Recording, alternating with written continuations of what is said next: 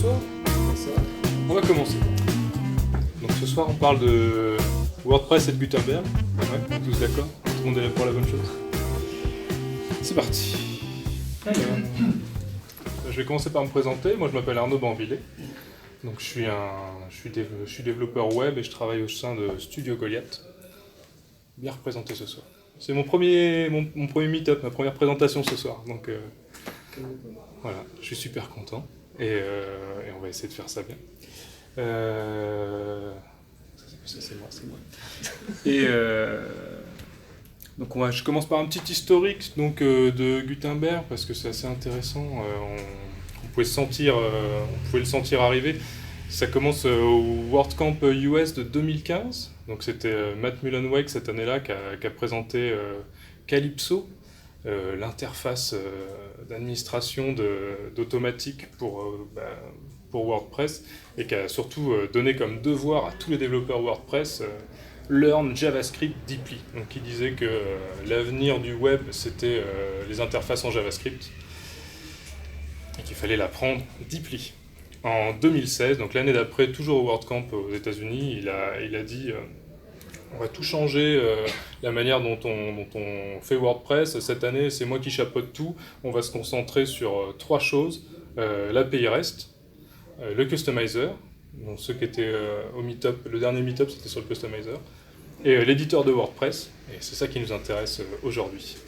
L'éditeur de WordPress, il a été ensuite présenté toujours par Matt Mullenweg au WordCamp à Paris en juin. Donc ils ont présenté c'est lui qui a présenté un peu le projet, surtout qui a annoncé que à partir de à la fin du WordCamp, il était disponible en plugin. Donc depuis juin, on peut l'installer en plugin et puis commencer à tester un peu tout ça, quoi. Et puis là récemment, il a annoncé que ce projet Gutenberg sortira pour WordPress 5.0, et WordPress 5.0 sortira quand Gutenberg sera prêt. Donc en fait, on n'a pas trop de date. Ce sera grosso modo début 2018, mais bon. Quand Gutenberg sera prêt, WordPress 5.0 sortira avec Gutenberg. Donc voilà, on en est là. Ça, c'était pour l'historique. Et donc, qu'est-ce que c'est que Gutenberg? De quoi on parle ce soir?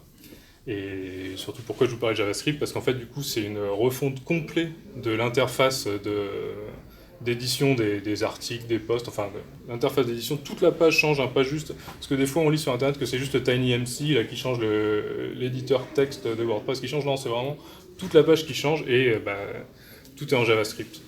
Et ils ont choisi, comme framework JavaScript, ils ont choisi React.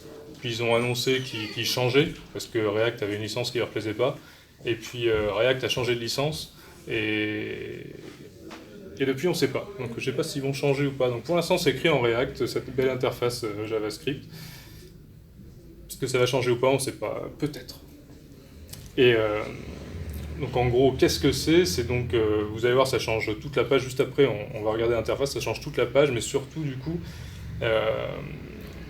ils ont repris, pour ceux qui connaissent les page builders dans WordPress, c'est vraiment ça en fait, ils ont intégré un page builder au core, enfin ils ont développé un page builder au core, et du coup ils sont partis sur une notion de bloc. Donc en gros on empile des blocs, et ça permet de faire une mise en page vraiment plus poussée, ça permet... c'est plus pratique que les shortcuts. Par les shortcuts, on ne sait pas auxquels on a accès, auxquels on n'a pas accès, on ne peut pas les découvrir, les shortcuts. Alors que là, du coup, il y a un petit plus comme ça, puis on a toute la liste des blocs disponibles. Donc on clique sur le bloc qu'on veut et pouf, on l'a. Et en plus, on voit le résultat dans l'admin de WordPress. Et si le bloc est bien développé, c'est le même résultat dans l'admin et en front. Donc c'est pas mal.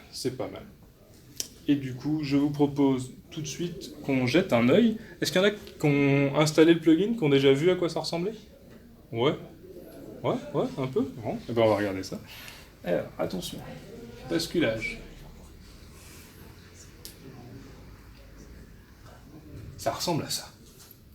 Donc là, on est dans la page d'édition. Donc vous voyez, ça prend vraiment toute la page. Tout ça, c'est du JavaScript. Donc voilà, donc il y a 4 grandes parties. Vous avez le petit bandeau en haut là. Donc le petit plus là, typiquement, ça sert à ajouter des blocs. y a plein de manières d'ajouter les blocs, ça c'en est un. Là vous avez pour update, pour publier, mettre à jour, tout ça. Ça c'est pour les settings, c'est pour ça. Ça c'est pour voir. Donc, enfin bon, on a la petite barre en haut. Ensuite on a la sidebar, donc là c'était déjà un peu tout ce qui était sur le côté. Donc vous avez l'état du document pour le publier à une date à venir, tout ça, le post-format qui existe encore, les révisions pour ajouter des catégories, des mots-clés, tout ça, l'image à la une, le petit extrait, donc tout ça c'est sur le côté là. Vous avez aussi, on ne voit pas très bien, depuis une semaine tout juste, ils ont rajouté les Metabox, donc tout ce qui était Metabox, ça parle à tout le monde, Metabox, ouais, on voit à peu près ce que c'est. Ils les ont cachés en dessous, là. On peut les afficher. Donc toutes les Metabox, donc là c'est celle de Yoast par exemple. Ça paraît en iframe, donc c'est un peu spécial, mais bon voilà. En gros, il y a vos iframes de toutes les Metabox qui sont pilés en dessous, ici, à cet endroit-là. Voilà. C'était un grand débat quand ils ont développé Gutenberg, c'était que deviennent les Metabox, tout ça, donc voilà, ils ont coincé dans cette quatrième partie en bas. Voilà. Et ça, c'est la partie, donc la vraie nouveauté, elle est là, donc tout devient bloc. Et alors un bloc, à quoi ça ressemble? Ça ressemble à... Non, déjà je vais vous montrer toutes les manières d'ajouter un bloc. Alors, le petit plus, là-haut, permet d'ajouter les blocs. Là, voilà, vous avez toute la liste des blocs. Les blocs les plus récemment utilisés. Tous les blocs. Ils sont catégorisés. Vous avez Common Block, Formatting Block, Layout Block, Widget, tout ça, voilà. Bloc embed, vous pouvez... tout ça c'était déjà disponible, mais c'est un peu mieux fait, quoi. Donc tous ces blocs là, entre chaque bloc, ça c'est un bloc, ça c'est un bloc, ça c'est un bloc, tout est bloc, et entre chaque bloc vous avez un petit plus, si vous voulez à cet endroit insérer un bloc, c'est possible. Vous pouvez insérer un bloc en bas. Ça c'est rigolo tout ça.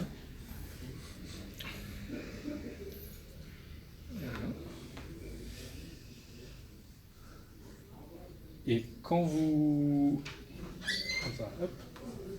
êtes dans un paragraphe, typiquement si vous allez à la ligne, hop, ça vous crée automatiquement un nouveau bloc paragraphe. Il y a plein de blocs qui se créent comme ça. Et dans un paragraphe, si vous faites slash, hop, ça vous liste tous les blocs qui vont remplacer ce bloc-là. Donc en fait, à chaque fois que vous mettez à la liste, ça vous crée un nouveau bloc paragraphe. Et dans un nouveau bloc paragraphe, vous avez accès avec le petit slash à tous les blocs.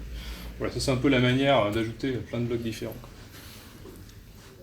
Alors ensuite, pour un bloc, le bloc paragraphe c'est un bon exemple. Vous avez les petites flèches. Les petites flèches, ça permet de monter, descendre les blocs. Ils l'ont tous.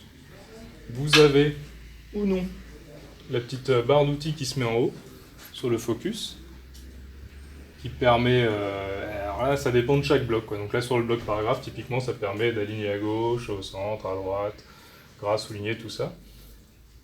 Donc ça dépend des blocs. Typiquement sur le bloc image, elle n'est pas pareille. Ça c'est un bloc titre, ça permet de choisir le niveau de titre. Donc là c'est vraiment en fonction de chaque bloc, vous avez une barre d'outils différente pour les options du bloc. Et ensuite, vous avez ces trois petits points. Alors ces trois petits points, ils permettent trois choses. Ils permettent d'accéder à des réglages en plus, qui est la petite barre d'outils. Ils permettent de voir le HTML et de modifier le HTML de chaque bloc. Donc chaque bloc, on a accès à son HTML ou pas, parce qu'un bloc peut dire « Non, on n'accède pas à mon HTML », et vous permet de supprimer un bloc. Et alors si vous demandez les settings en plus, les réglages en plus, ça apparaît ici. Alors ça, je trouve ça assez étrange, mais bon, là, ça apparaît ici. Donc en fait, ici, il y avait des onglets en haut depuis le début. Et là, vous avez les réglages du bloc sélectionné. Donc si on change de bloc, on voit que ce n'est pas les mêmes réglages. Ça, c'est un bloc image, on n'a pas les mêmes réglages. Un bloc paragraphe, on n'a pas les mêmes réglages. Donc ça, c'est vraiment les réglages du bloc sélectionné. Et là, vous pouvez avoir plein de réglages. Et un autre truc à noter, sur la plupart des blocs, il y a ce petit menu-là, et en fait ce petit menu-là, ça permet de changer la nature du bloc. Donc sur un paragraphe, on peut dire non, t'es plus un paragraphe, t'es une liste, ou t'es un verse. Donc un verse, c'est de la poésie, c'est pas de la poésie, c'est joli, ou tu as une citation. On peut changer la nature du bloc. En fonction de chaque bloc, on n'a pas la même liste. Voilà. L'interface change très très souvent. Le plugin est vraiment encore en développement. Et si vous voulez suivre sur le make.wordpress.org, là, non, ça c'est tout bon développeur doit suivre ça. Il publie régulièrement, à chaque fois. C'est quoi? C'est tous les 15 jours, ils font une nouvelle version et puis ils expliquent tout ce qui a changé. Il y a beaucoup de choses qui changent, ça change beaucoup, donc faut suivre. L'interface change vite et beaucoup. Mais je peux sur la bonne diapo. Mais à l'heure actuelle, donc on est sur la version 1.5.2. Et pour l'instant, dans le corps, il y a tous ces blocs-là. Donc vous avez un bloc paragraphe, un bloc image, un bloc galerie. Tout ça, c'est des choses qu'on pouvait faire assez facilement avant. Bloc titre, bloc liste. Vous voyez que vraiment tout est bloc. C'est-à-dire que liste, c'est un bloc à part. Ça se met pas dans un paragraphe, quoi. C'est vraiment, chaque chose est un bloc. Code et pull code, vidéo, audio, cover image. Alors ça, c'est un bloc un peu spécial. On verra juste après. Et du coup, dès maintenant, donc dès la sortie, bon, quand ça sortira, on aura des blocs. Et avant, il y avait des trucs compliqués à faire qu'on pourra déjà faire maintenant. On pourra faire des tableaux. Ça, c'est super chouette. On pourra aussi faire des boutons. Donc ça, c'était des trucs compliqués à faire. Et ça c'est vraiment pas mal. Le préformaté pour mettre du code, tout ça, ça c'est le petit verset. En termes de HTML pur, c'est exactement comme préformaté. Alors, custom HTML, donc ça c'est un bloc pour faire du HTML. Donc ça c'était déjà possible quand on switchait entre Vue et HTML, donc c'est toujours possible. Classic Text, c'est un bloc assez intéressant parce que c'est un bloc qui vous ramène l'éditeur d'avant dans un bloc. Donc vous avez vraiment le TinyMC là, avec les deux barres de menu, tout ça. Alors je ne sais pas s'ils l'ont fait pour des raisons de rétrocompatibilité, c'est-à-dire que si tous vos articles et pages écrits avant, tout le contenu va devenir un seul bloc Classic Text, s'ils vont les couper, je ne sais pas trop, en tout cas il est là. Donc si vous n'avez pas envie de vous embêter avec plein de blocs et que vous préférez comment c'était avant, vous mettez un bloc Classic Text et vous pouvez faire tout ce que faisiez avant dans un bloc. Je ne sais pas si c'est pour une raison de rétrocompatibilité, mais en tout cas il est là, quoi. Vous avez un séparateur et vous avez aussi, ça c'est chouette, avant c'était compliqué, maintenant il y a des colonnes de texte. Donc, depuis le corps, donc là sans rien changer, vous pouvez mettre colonne de texte et dans la colonne de droite vous pouvez choisir entre 2, 3 et 4 colonnes. Et puis après 4 colonnes de texte. Vous avez le petit more qui était déjà une option qu'on pouvait utiliser là, qui coupe le texte et après on a le view more là. Donc ça devient un bloc à part qui a une particularité, c'est qu'on peut le mettre qu'une fois dans la page. Et quand vous créerez des blocs, vous aurez du coup l'option de dire mon bloc, on peut le mettre qu'une fois dans la page. Ça c'est possible, grâce au more. Ensuite, ils ont la volonté que tous les widgets deviennent des blocs. Techniquement, j'ai aucune idée de comment ils vont s'en sortir. Mais ils veulent faire ça. Et en tout cas, ils ont déjà donc, mis 2 widgets en bloc. Mais ils les ont réécrits, donc il n'y a pas une espèce de migration automatique pour le moment. Mais je sais pas, j'ai lu qu'ils voulaient que quand on écrivait une widget, automatiquement on aurait un bloc, mais je sais pas. En tout cas, en attendant, on a déjà 2 widgets disponibles en bloc. Donc c'est la widget, les widgets assez connus, c'est les derniers articles de WordPress. Donc ça, on peut l'avoir en bloc, ça liste les derniers articles, les catégories. Et on a aussi un bloc shortcode, c'est-à-dire que si dans votre plugin il y a un shortcode et qu'il n'a pas encore transformé son shortcode en bloc, parce que c'est ce qu'on est censé faire à l'avenir, vous pouvez rajouter un bloc shortcode, écrire votre shortcode dedans, puis il s'affichera. Donc ça, c'est tous les blocs qu'on a à l'heure actuelle. Je ne sais pas s'ils comptent en mettre beaucoup plus ou pas, parce que la roadmap est... On ne sait pas trop ce qu'ils font, c'est pas non plus... ils communiquent pas mal sur les changements, mais ce qu'ils vont faire à l'avenir, on ne sait pas exactement. Et déjà, c'est pas mal. En tout cas, on perd rien. Et puis on gagne pas mal. Moi je trouve que quand même de pouvoir faire des tableaux directement en bloc, le bouton, les colonnes de texte, déjà dans le corps, il y a des trucs pas mal, quoi. Alors ensuite, techniquement, chaque bloc est enregistré dans le WP Content du post. Tout est dedans. Donc ça c'est plutôt intelligent, c'est pas mal fait. Et du coup pour s'en sortir, en fait ils utilisent des commentaires HTML. Donc chaque bloc est entouré d'un commentaire HTML, et dedans il y a le nom du bloc, et s'il y a besoin, ils mettent tous les settings qu'on a mis, donc tous les paramètres qu'on a mis, ils les mettent dans une espèce de format JSON comme ça, qui vient comme ça. Alors là, j'ai coupé parce que ça tenait pas sur la slide, mais là, à l'intérieur, vous avez réellement, si c'est un code paragraphe, par exemple, il y aurait une balise P avec tout le texte dedans. Et voilà, du coup, là, l'image, par exemple, c'est pareil. Là, vous avez l'ID, mais ici, il y a aussi le tag image. Ça fait qu'en fait, le contenu, là, c'est du HTML tout à fait lisible, tout à fait aux normes. C'est des commentaires HTML, il n'y a aucun problème, hein, ils n'ont rien inventé. Les commentaires HTML, au moment de l'affichage, sont enlevés. Donc on les voit, enfin, si vous analysez après dans le front, quoi, vous n'avez pas les commentaires HTML. Ils sont juste ils sont filtrés et supprimés, mais par contre, ils sont enregistrés en base, il y a ces commentaires, quoi. Et s'il n'y a pas de contenu, typiquement le bloc widget, il y a juste son nom, puis là il y a juste les paramètres, mais c'est à l'affichage qu'ils vont récupérer ça et filtrer pour afficher le widget, mais là il ne met pas tout le HTML du widget. Du coup il le ferme comme ça. Donc en tout cas c'est propre, c'est du HTML valide. C'est pas mal. Le seul souci, c'est qu'il y a beaucoup de paramètres qu'il n'enregistre pas en paramètres et qu'il enregistre en style inline. Typiquement pour les paragraphes, on peut jouer avec les couleurs, on peut jouer avec des tailles, et c'est du style inline dans la balise paragraphe. J'en reparlerai à la fin. Pour les thèmes, donc qu'est-ce que ça change si vous écrivez des thèmes? Du coup, faudra styler tous les blocs. Et il y a des blocs qui vont être débloqués en gros avec ça normalement on connaît bien quand on fait des thèmes, add theme support. Donc là le format qu'ils ont pris pour Gutenberg, donc si vous faites un thème, vous allez faire add theme support Gutenberg et après vous passez à un gros tableau où vous allez mettre moi je supporte ce bloc là. Bon, pour l'instant il n'y en a qu'un seul de bloc dans le corps qui est où on peut dire je le supporte ou pas, c'est le wide image. Donc wide image, ça veut dire que c'est en gros la volonté du bloc, c'est que vous mettez une image dans votre bloc et elle déborde du contenu, elle va vraiment de gauche à droite, quoi. Et du coup, si le thème ne le prend pas en compte, eux ils peuvent pas fournir le CSS pour que ça fonctionne, parce que ça dépend vraiment trop du thème. Donc ils se sont dit bon voilà, en gros c'est au thème de faire le boulot. S'il fait le boulot, il fait add theme support wide image.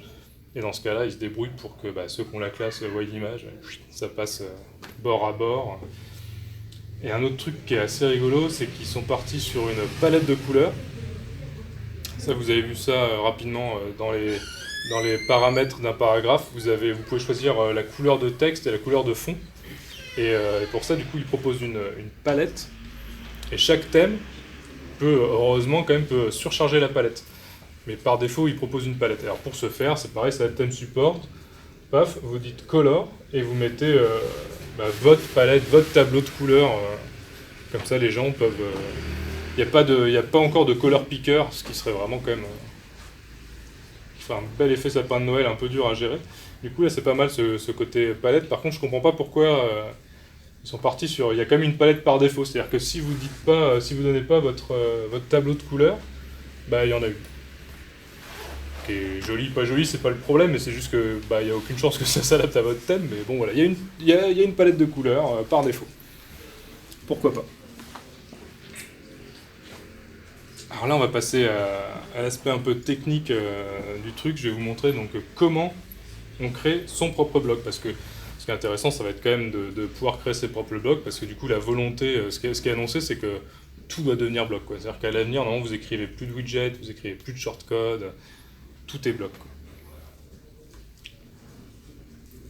Alors, normalement, il n'y a pas grand-chose de nouveau pour ceux qui font déjà du WordPress, donc on part sur un add action assez classique.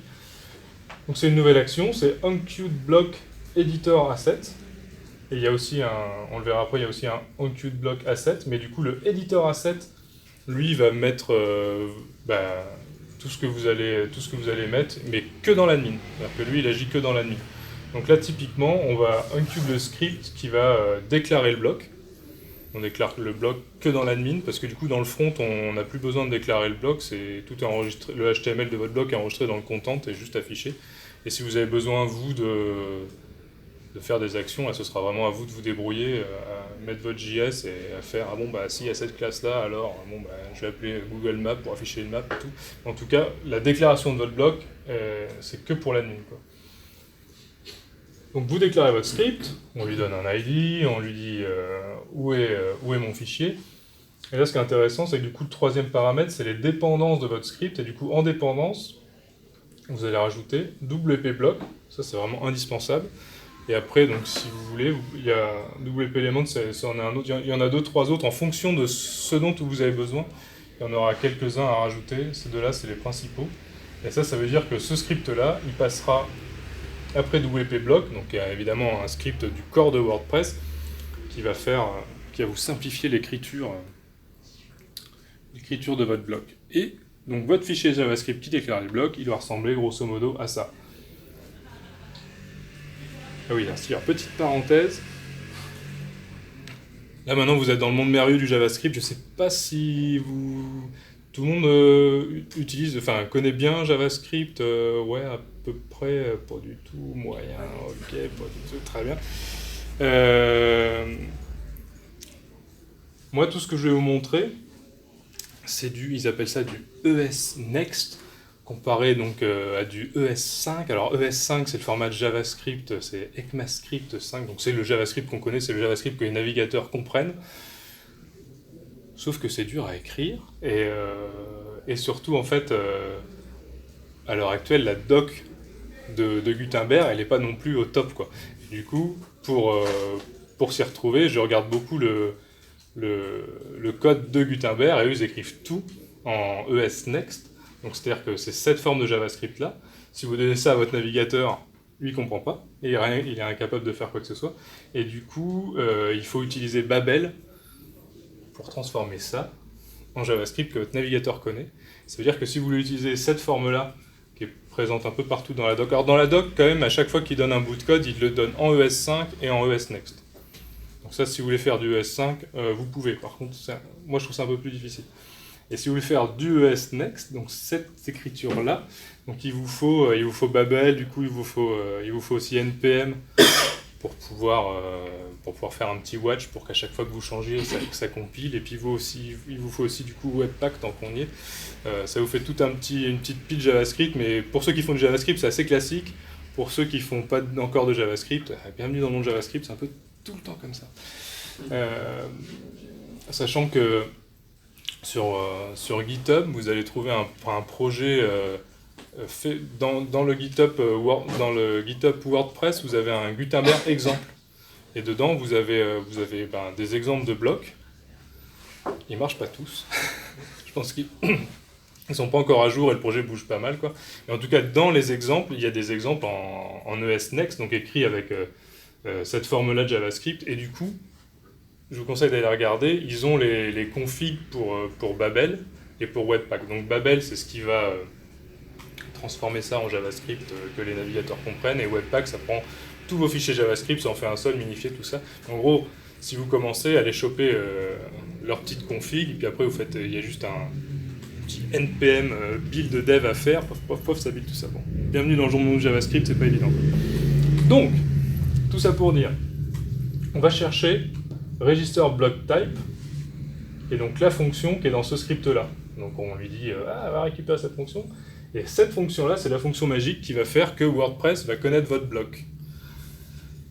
Donc pour ce faire, on lui donne encore un petit ID, ça c'est censé être le nom de votre plugin, qui est un peu unique, / le nom de votre bloc. Parce qu'un plugin va pouvoir déclarer plusieurs blocs. Vous allez donner un titre, une icône à votre bloc et une catégorie. Donc le titre et l'icône, c'est ce qui va s'afficher là quand vous faites le plus, là à chaque fois il y a une icône, un titre. Et la catégorie, c'est, je vous ai montré, ils sont catégorisés common, layout, widget, tout ça. Si vous mettez une catégorie qui n'existe pas, votre bloc apparaît pas. Les catégories, elles changent tout le temps, c'est l'enfer. Donc ça, c'est pas encore arrêté. Donc de temps en temps, votre bloc va disparaître parce qu'ils ont changé le nom de la catégorie. Moi, ça m'est arrivé 1 ou 2 fois. Donc c'est mal documenté, mais de temps en temps, c'est documenté. Voilà. Donc il faut trouver le bon nom de la catégorie. Rester sur common. Common, il n'a pas l'air de bouger. Ça, c'est pas mal. Et ensuite, du coup, il y a 2 fonctions à votre bloc. Il y a edit et save. Edit, c'est donc c'est ce qui va s'afficher dans l'admin. Et à partir du moment où vous allez mettre save, paf, il va aller dans save, et ça, c'est ce qui va enregistrer en base de données, le save. Alors ça, c'est la petite action pour si vous voulez styler votre bloc, ou si vous avez besoin d'un JS pour votre bloc. Je ne sais pas si vous faites par exemple un bloc qui est un slider, vous avez besoin d'un JS qui fait slider vos images. Donc ça, c'est l'action à utiliser. C'est la même, sauf qu'il n'y a pas... Editor, exactement. Et du coup, ça fait que ça va en front et en back. Donc tout ce qui est style et JS, vous utilisez ça, parce que l'idée, c'est d'avoir le même rendu dans l'admin et en front, quoi. Donc si vous avez du style, c'est là. Si vous avez un petit JavaScript pour faire, je sais pas, un Google Map, un slider, un machin, c'est avec cette action-là que vous l'utilisez.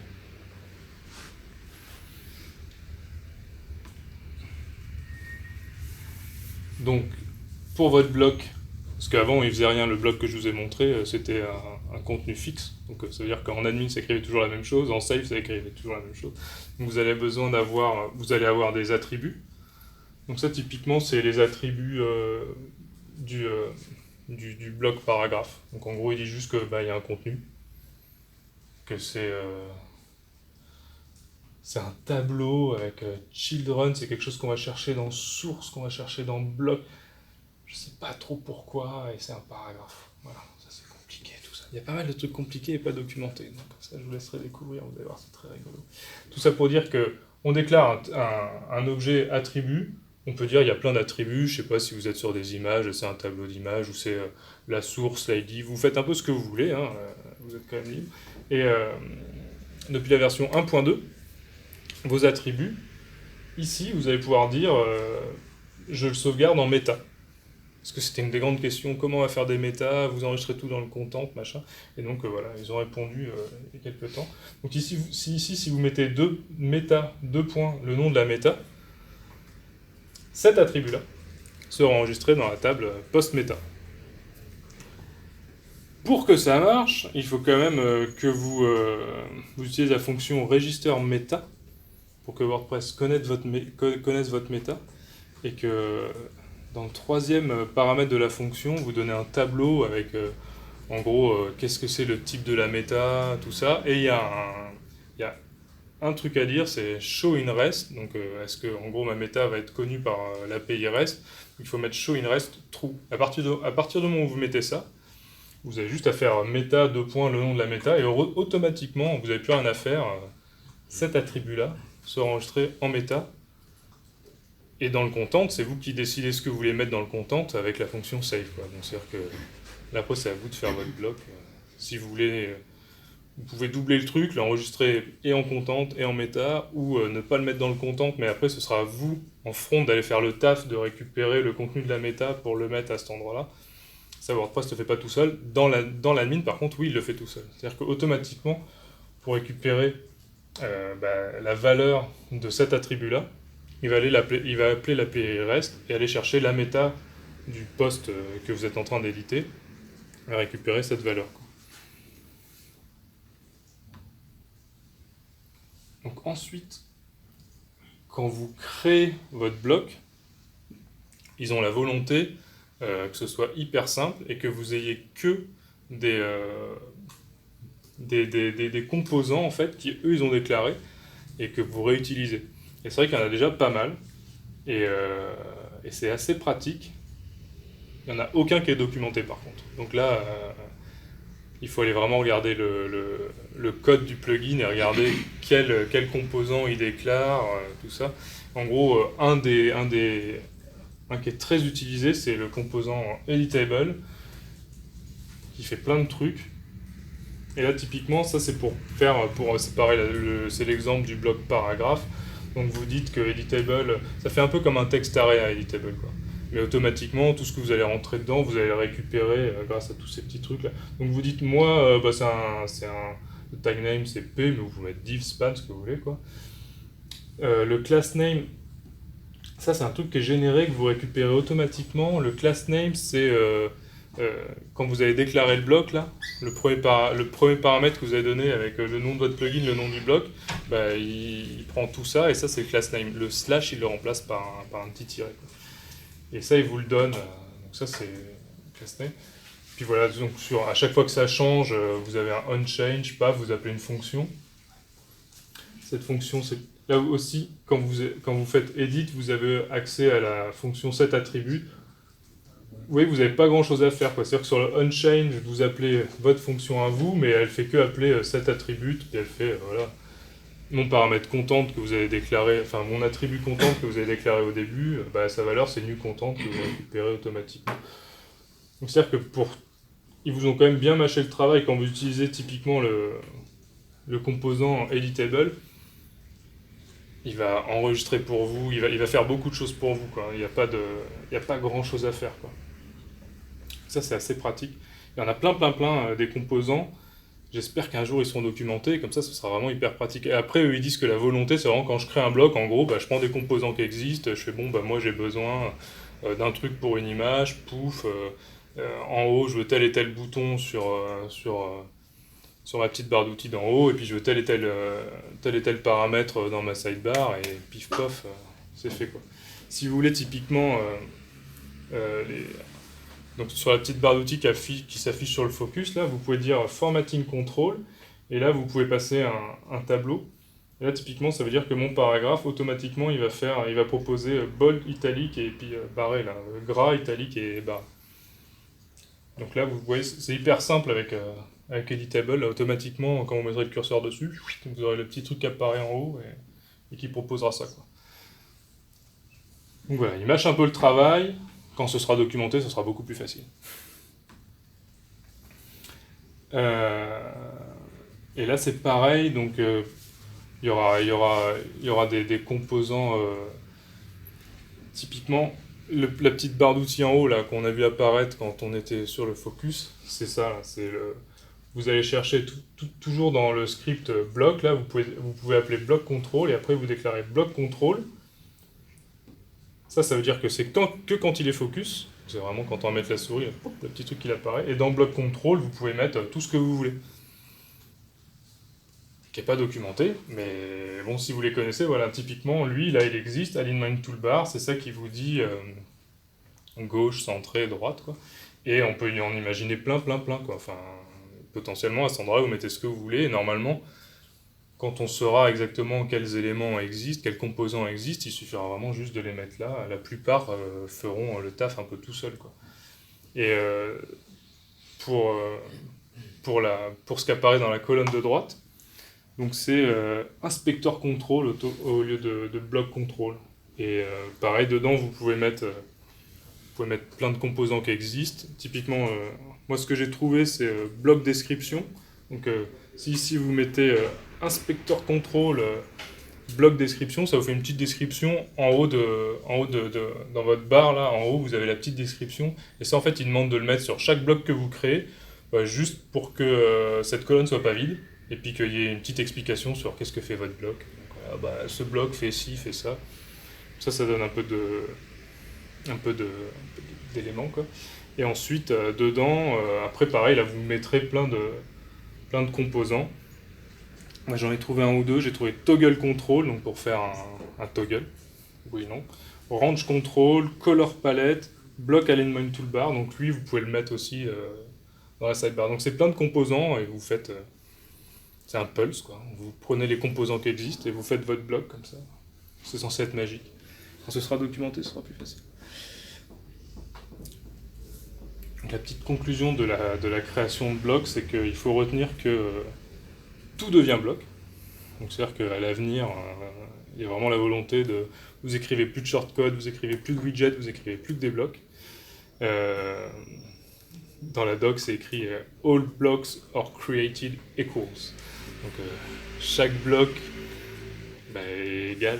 Donc en gros, ça veut juste dire que sur le plus, ils se comportent tous de la même manière, quoi. Il n'y aura pas des super blocs, tout ça, quoi. Ce qui est demandé aussi, c'est que quand vous créez un bloc, quand il n'y a pas de contenu dedans, vous êtes censé fournir un placeholder. Donc typiquement sur le bloc image qu'ils ont créé, c'est-à-dire que dès que vous le mettez, vous n'avez pas rien, quoi. C'est écrit, enfin il y a un petit carré comme ça, mettez votre image, vous cliquez dessus, pof. Quand vous glissez un bloc paragraphe, c'est pareil, c'est écrit, je sais plus quelle est la phrase, mais genre commencez à écrire ici. En gros, ça c'est à vous de le prévoir dans votre fonction edit. Donc sur le bloc, vous êtes censé prévoir un placeholder pour pas qu'il y ait un truc blanc, hein, parce que sinon il n'y a vraiment rien. Et tous vos blocs dans le back-office sont censés afficher la même chose que s'afficheront en front. Quoi. Donc ça c'est bien à garder en tête. Donc ça c'est la philosophie de la création des blocs. Alors l'avenir de Gutenberg, donc, et c'est réellement ça, la roadmap qui est donnée, elle est vraiment pas plus grande que ça. Quoi. Il donne pas plus de détails. Mais en gros, ce qu'ils veulent faire, donc dans la partie 1, c'est un page builder, donc c'est l'interface que je vous ai présentée. C'est donc pour créer des pages où ça c'est la base. Ils sont en train de discuter, je ne sais pas si ce sera là dès la sortie, d'une notion de nested block. Donc c'est-à-dire que ce seraient des blocs qui déclareraient typiquement voilà, 2 colonnes dans lesquelles on pourrait glisser d'autres blocs. Donc c'est en discussion, c'est hyper intéressant, je sais pas si ce sera là. Ils disent pas, hein. Ils savent pas trop je pense. Donc ça c'est pour la sortie, c'est la version 1. Donc quand ça ce sera prêt, ça sortira avec WordPress 5.0. Ensuite du coup ils vont partir sur un page template editor. Alors ça ce sera vraiment super, surtout pour les thèmes. C'est-à-dire que vous pourrez déclarer un modèle de page. Et votre modèle de page, vous pourrez dire, moi, mon modèle de page, il est composé de tel bloc, tel bloc, tel bloc, tel bloc, tel bloc. C'est-à-dire que dès que quelqu'un créera une nouvelle page et dira, moi, je veux ce modèle de page, il y aura automatiquement les blocs créés, avec la mise en page que vous décidez, avec la possibilité ou pas d'ajouter des nouveaux blocs, de supprimer des blocs, rendre des blocs obligatoires, pas obligatoires. Donc ça, c'est vraiment hyper canon. Ce sera disponible aussi pour les custom post types, c'est-à-dire que là je crée un post type, j'en sais rien, livre, mon livre automatiquement je vais dire mon livre là il a un titre, il a une image, il a un résumé, il a un auteur, et vous aurez tous les blocs qui s'afficheront dans l'admin, donc on partira pas d'une page blanche, comme les blocs seront bien créés, ils auront des placeholders engageants, c'est-à-dire que le mec rajoutera un livre, automatiquement il aura envie de mettre une image, un truc, un machin, avec possibilité donc de rendre ça c'est obligatoire, ça c'est pas obligatoire, oui vous pouvez rajouter des blocs, filtrer la liste de blocs à rajouter, c'est-à-dire que moi cette page accepte cette liste de blocs et pas d'autres. Ça, c'est pas mal, quoi. Et ensuite, ils vont encore plus loin. Alors là, ça devient flou, ça peut faire peur.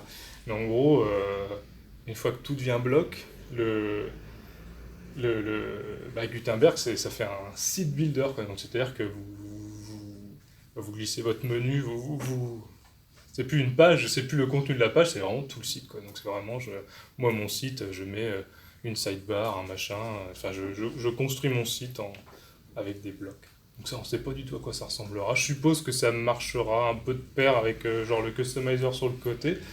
Ils disent que quand ils seront en ce point-là, il y aura plus trop d'admin, quoi. Ce sera, on sait pas, c'est l'avenir. Donc voilà, en tout cas ce qu'ils expliquent, c'est que voilà. On ne sait pas quand est-ce que ça arrivera et tout, mais c'est ce qu'ils ont en tête avec Gutenberg, c'est-à-dire que le projet Gutenberg, en fait, ça va quand même plus loin que juste la première version de Page Builder, quoi. À la fin, normalement, c'est réellement l'avenir. Tout le site, ce sera... je rajoute des blocs. C'est génial.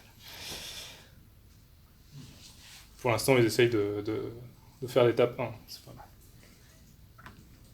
Je finis là-dessus. Je finis donc sur... J'ai pas mal creusé la question, j'ai un peu regardé comment ça marche, et du coup je vous livre mon bilan. Alors là c'est personnel, hein, je vous dis ce que moi j'en pense, que j'ai compris, tout ça, quoi.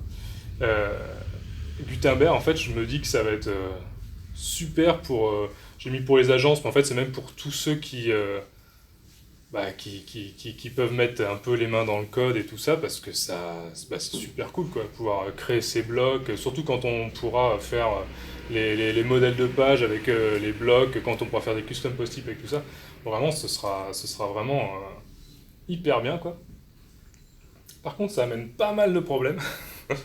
Mais c'est c'est des problèmes qui existent déjà dans WordPress. Ça va pas créer de nouveaux problèmes, mais par contre, ça va continuer les problèmes qui existent déjà. Ils sont vraiment toujours là. Notamment, ça c'est un problème assez classique, c'est que les, les thèmes qui vont déclarer des blocs, ils vont bloquer leurs utilisateurs. C'est déjà ce que fait un thème quand il déclare un shortcode, quand il déclare un post type. C'est-à-dire qu'à partir du moment où j'utilise un thème qui déclare ce genre de choses, si je veux changer de thème, je perds mon contenu. Ben là, c'est pareil. Si les blocs qui vont déclarer des thèmes, quand je vais changer de thème, alors ce qui est en base, je le garderai, quoi, mais potentiellement l'affichage va dégager, quoi. Bon, c'est déjà un problème qui existe, mais il va être un peu amplifié parce que c'est sûr qu'il y a des thèmes qui vont déclarer des blocs parce que ça va être joli, tout ça, mais bon, ça va être un peu compliqué. De la même manière, j'ai peur que ça crée le problème parce que comme chaque bloc vient avec son style, les créateurs de blocs, ils veulent que leur bloc soit joli, du coup ils vont mettre beaucoup de styles, et comme les créateurs de thèmes ne pourront pas connaître tous les blocs parce qu'il y en aura plein, on risque quand même d'avoir un petit effet sapin de Noël où chaque bloc va mettre ses couleurs lui parce qu'il trouve ça joli, mon bouton il est carré, non moi mon bouton il est rond, voilà, enfin. Ça c'est un peu le problème comme chaque bloc va amener son style et que c'est comme ça, hein, les créateurs de blocs ils voudront qu'il soit joli out of the box, quoi. Dès qu'on va le mettre, paf, ce sera joli. Bon, moi c'est une des petites frayeurs que j'ai. J'espère que je me trompe, quoi. Moi je trouve que la palette par couleur par défaut c'est vraiment une drôle d'idée, quoi. En plus elle est assez... c'est pas qu'elle est moche, quoi, mais c'est vrai, il y a un peu de toutes les couleurs, mais vous avez aucune chance que ça tombe sur les couleurs de votre thème. Il y a presque aucune chance, quoi. Donc voilà. L'autre problème c'est le style inline. Le style inline c'est quand même un vrai souci parce que c'est-à-dire que si vous commencez à créer... on reste sur le paragraphe. C'est-à-dire que si vous avez un paragraphe et vous décidez, ah voilà, je vais créer un style de paragraphe que je vais utiliser régulièrement, voilà, ce sera sur fond jaune, écrit en bleu, j'écris très gros, c'est super, voilà, paf, paf, vous avez votre style de paragraphe que vous aimez bien, vous le mettez une fois, deux fois, voilà, 100 fois, machin, puis vous faites, ah c'est super, j'ai envie de le changer un peu. Vous êtes carrément coincé, quoi. Il n'y a pas un endroit où vous pouvez changer votre paragraphe genre en avant, quoi, paf, de jolis paragraphes, vous pouvez pas le changer, quoi. Et c'est quand même un peu voilà. C'est-à-dire que tout ce qui est Word et compagnie, là, enfin tous les vrais traitements de texte, ils ont tous un espèce où on définit un style, quoi. C'est un style de titre, puis après on peut dire tous mes titres de niveau 2, ils prennent ce style-là, et quand vous changez ce style-là, ça change pour tout, quoi. Avec le style inline, vous ne pouvez vraiment pas faire ça, quoi. Donc ça va être un peu compliqué. De la même manière qu'en fait, un thème qui déclare ses couleurs, alors c'est super, mais il y a plein de thèmes qui ont des couleurs personnalisées avec le customizer, ce que vous avez vu la dernière fois au dernier meetup. C'est-à-dire que ça va marcher. C'est-à-dire que voilà, je vais pouvoir dire dans ma palette, il y a mon blanc, mon noir, mon gris, mon machin, plus les deux couleurs personnalisées que vous laissez à l'utilisateur, quoi. Super, ça marche. Le mec il commence à utiliser ses couleurs personnalisées, il change de couleur personnalisée, mais il se passe rien parce que le style est inline. Donc en gros, tout ce qui a été enregistré, ça bouge pas, quoi. Donc les nouveaux posts, ils vont avoir une nouvelle palette, mais les autres, non. Juste une petite remarque sur l'accessibilité. Il y a eu les grands discours sur WordPress disant ouais, tout ça, nous on va respecter cette norme-là. Donc la Web Content Accessibility Guideline 2.0 niveau AA. Et sur Gutenberg, donc pas du tout. Donc ils sont partis billes en tête, c'est pas du tout accessible. Mais ils ont promis de le rendre accessible pour la fin du projet. Mais ce qui est assez rigolo, c'est que c'est exactement tout ce qu'il ne faut pas faire quand on fait un projet qui se dit accessible, c'est-à-dire que réfléchir à l'accessibilité à la fin, c'est exactement tout ce qu'il ne faut pas faire, il faut réfléchir au début. Et comme là l'interface est quand même assez complexe, il aurait été vraiment intéressant, surtout vu tous les engagements qu'ils avaient pris, tout ça, de réfléchir à l'accessibilité avant et pas après. Et alors ça, c'est un autre petit souci, c'est-à-dire qu'on va nous demander, à nous, créateurs de shortcodes, de machin, donc de tout passer en bloc. Et ce qui est sûr, c'est que... mais je crois qu'il existe déjà, hein, mais ce qui est sûr, c'est qu'à partir du moment où Gutenberg va sortir, il y a un plugin qui va sortir pour le désactiver, quoi. Ça, c'est la loi de WordPress, quoi. C'est-à-dire que si vous comptez fournir un bloc, à tous les coups, il va falloir créer son pendant en shortcode, ou... Enfin, bon, voilà, c'est... On pourra pas... Bon, il y aura un moment où ce sera flou, et pour ceux qui vont vouloir fournir des blocs ou des shortcodes, il faudra sans doute prévoir les deux. Parce que les deux, du coup, n'ont rien à voir, quoi. Il y en a vraiment... on peut pas vraiment mettre de code en commun, parce qu'un shortcode s'appelle une fonction PHP, le bloc, c'est 100% JavaScript, il n'y a pas de passerelle, il y aura vraiment très peu de code en commun, il faudra vraiment tout doubler. Bon, pour répondre à tout le monde, après on peut dire, bon, bah, ceux qui désactivent Gutenberg, tant pis pour eux.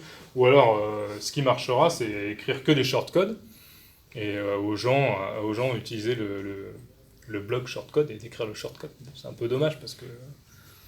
Sachant que le bloc shortcode, il fait pas le rendu du shortcode. C'est-à-dire que vous mettez un shortcode, et dans l'admin, vous avez le shortcode qui s'affiche, quoi, comme avant, quoi. Il va pas appeler la fonction pour le rendre proprement, quoi. Il fait pas ça. Voilà, c'est pour mon petit bilan. Et ça clôture ma présentation. Et si vous avez des questions, je suis preneur. Voilà, petit bilan.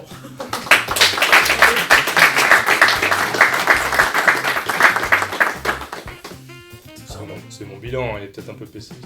Non, mais alors dans mon bilan, par contre, c'est vrai que je le dis pas, mais c'est génial, hein. Enfin, avoir un page builder dans le corps, ça va quand même être une grosse avancée, quoi.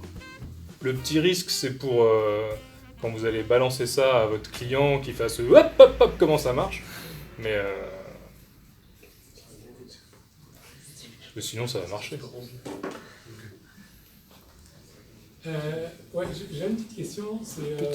Donc tu dis shortcode et widget, ça devient des blocs. Donc shortcode, je vois comment ça se passe et je trouve ça très bien. Mais il y a juste au niveau des widgets, avant par exemple, imagine que tu as une zone de widget en footer, Ouais. qui est partagée sur plein de pages. Et sur ta zone de widget footer, bah, tu mets tes dernières articles, catégories, tout ce que tu veux.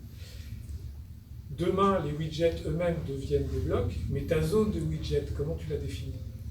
C'est ça qui me pose... Alors ça tu le feras quand tu seras dans la troisième étape, quoi. Et où tu pourras gérer tout le site en bloc, quoi. Pour Donc l'instant, ça ne sera pas dans WordPress 5.0, quoi. Non. D'accord. Donc dans WordPress 5.0, si tu veux ta zone de widget, il faudra quand même avoir ta zone de widget avec des widgets dedans, quoi. Ouais. Ouais. Non, par contre, ce qu'il dit, c'est que quand tu déclareras un widget, automatiquement, eux le transformeront en bloc. D'accord, ok. Oui, donc ça sera une zone widget avec des blocs qui contiendront des widgets, quoi. Enfin, Ce sera... Non, je pense que ce sera... Dans ta zone de widget, tu glisseras encore tes widgets. Mais par contre, dans un article, tu pourras glisser des blocs qui seront des conversions automatiques des widgets. Je vois pas comment ils vont s'en sortir, mais D'accord. c'était une des promesses, quoi. Mais... Ouais, en tout cas, ça ne sera pas pour la V1, entre guillemets. Non. Et par contre, dans la V2, tu déclareras des zones de widgets un peu pareilles, mais ce sera des zones de blocs. Oui, des zones de et dedans, blocs, tu glisseras là, des blocs. Ça sera l'étape site Ouais. builder. Dans le truc 3, ouais. Et à partir de ce moment-là, tu auras une notion, ça ils ont déjà commencé à le préparer, de bloc global. Donc tu auras des blocs avec des paramètres et que tu définiras plus par page, tu définiras à un endroit, et puis après si tu le changes, ça changera sur tout le site, quoi. D'accord. Tu auras des blocs globaux. Global bloc. Et ça, c'est vraiment obscur, hein. Franchement, je sais pas comment ça va marcher, quoi. Mais ils sont plein de bonne volonté et c'est bien. Okay. J'ai une petite question par rapport à la rétrocompatibilité. Donc ce que tu disais, et si j'ai bien compris sans être sûr, c'est que les anciens contenus texte rédactionnels, ça serait dans un bloc de type texte classique. Alors ça, c'est moi qui suppose. Oui, c'est ça, donc c'est bien ça, c'est toi qui suppose. Ils n'ont pas communiqué, on ne sait pas comment ça va marcher, ils ont promis que ce serait rétrocompatible, et du coup moi je me dis que pour eux peut-être que le plus simple c'est effectivement de prendre tous les contenus et de les mettre dans un bloc, et comme ils ont un bloc qui ressemble à ce qu'on a actuellement, je me dis qu'ils vont faire ça, et je sais pas. Mais t'as pas pris, je veux dire, un test de base avec 3 articles, un titre, un contenu, rajouter Gutenberg dessus et voir comment c'est récupéré À l'heure actuelle ça marche bizarrement. Je sais pas s'ils vont garder... Non, à l'heure actuelle, ils essayent de le découper en blocs, hein, on récupère des blocs. Mais je sais pas s'ils vont pouvoir garder ça... Je sais pas s'ils vont pouvoir garder ça après, parce qu'il y a des trucs qui sont hyper compliqués, quoi. Donc dedans il va y avoir du HTML, il y en a qui écrivent en HTML, donc comment est-ce qu'ils vont pouvoir, sans se planter, découper un seul contenu en plein de blocs? Ouais, donc ce qui voudrait dire que tous les anciens sites avec Gutenberg, C'est pour ça qu'à mon avis, ils vont tout balancer juste dans un bloc classique, le bloc classique texte, et comme ça, ils se plantent pas, quoi. Après, s'ils veulent tout saucissonner, peut-être qu'ils vont faire s'il y a que des HN et des paragraphes, ils le saucissonnent. S'il y a un contenu plus compliqué, ils font autre chose. c'est monstrueux, quoi. Ah, c'est leur problème. Oui, mais Non, honnêtement, ils n'ont pas communiqué. Enfin, ou alors, moi, j'ai pas trouvé l'information. Je sais pas comment ça va marcher, quoi. parce que c'est vraiment une de mes grosses interrogations, quoi.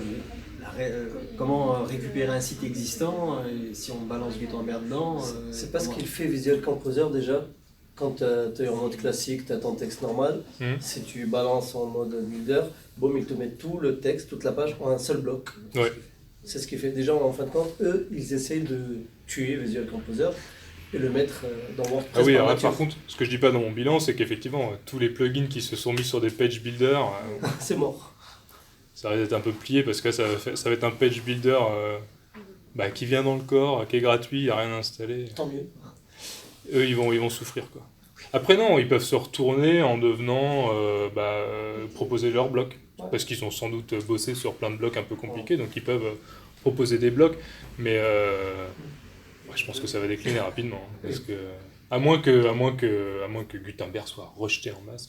Le début de Gutenberg est quand même mitigé, quoi. Parce que à partir du moment où ils ont publié le plugin, ils se sont ramassés une espèce d'énorme volée de... Ils l'ont publié sur le dépôt officiel, hein. Ils se sont ramassés une volée de 1 étoile, on comprend rien, ça marche pas, tout ça. Alors là, depuis, c'est remonté un peu, version après version, les gens se disent d'accord, ok, c'est pas mal. C'est pas une adoption incroyable de la communauté pour l'instant. Mais non, mais l'idée est quand même assez... Fantastique. Moi, je trouve qu'on peut faire des trucs super. Il y a vraiment un gros potentiel. Mais bon, après, c'est hyper risqué. C'est un énorme changement. Pour les développeurs qui font quand même la communauté, on change de langage. Bon, ça, même si ça a été prévenu dès 2015, vraiment, on change de langage et il faut vous y mettre. Donc, on verra, quoi.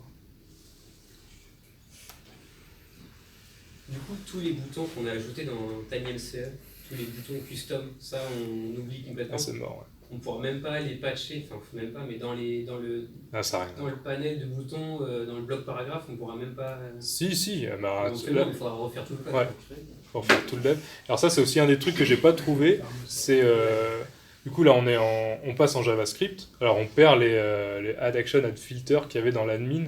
Tu vois, parce qu'avant, si tu voulais rajouter, t'avais des actions, des filters pour ajouter un truc ici, un truc là. Et là, c'est pareil. Là, c'est pas documenté. Et je sais pas comment ça a marché. Je sais que dans le core, ils ont commité il y a pas longtemps des add action, add filter version JavaScript. Donc je suppose que ça va ressembler à ça. Typiquement, voilà, c'est-à-dire que là, à l'heure actuelle, c'est pas possible, mais peut-être, ou alors j'ai pas trouvé, hein, je sais pas, mais c'est-à-dire que dans le bloc paragraphe, typiquement, rajouter des paramètres. C'est-à-dire que moi, ou en enlever. Ce qu'on pouvait faire aussi avec remove action, tout ça. Donc ça, je sais pas. Peut-être que ce sera le cas.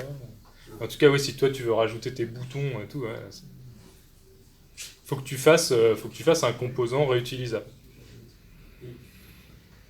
Mais il y en aura un certain nombre dans le corps. Après, j'espère qu'on pourra en rajouter facilement.